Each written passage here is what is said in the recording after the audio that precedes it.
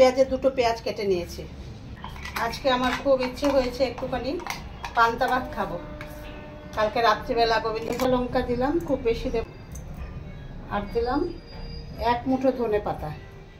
প্রচণ্ড টেস্টি একটা গন্ধও হয় সুন্দর। তোমরা যদি মনে করো এর মধ্যে ক্যাপসিকাম দিয়ে, ভালো লাগে খেতে। কত ইয়াম্মি হয়েছে। সন্ধেবেলা চা দিয়ে কফি। শুভ দুপুর বন্ধুরা। পাশে রাস্তা, প্রচুর আওয়াজ আছে।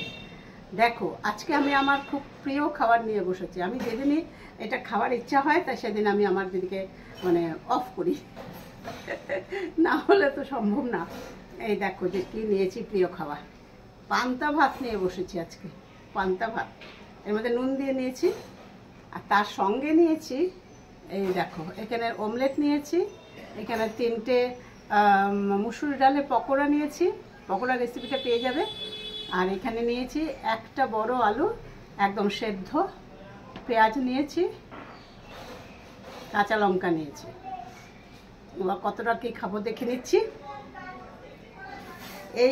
আমার এই মেনুটা কার কার পছন্দ একটুখানি জানাবে।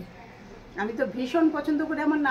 আমার নাতনি বলবে, দিম্মি তোমার বাড়িতে গেলে আমাকে কিন্তু পান্তা ভাত খাওয়াবে। তো ওকে তো আর পান্তা ভাত খাওয়ানো যায় না। এটা আমি কাল রাত্রিবেলা গোবিন্দভোগ চাল রান্না করে রেখেছিলাম, তো এটা আমি আজকে সকালে জল দিয়েছি, আমি রাতেও জল দিইনি।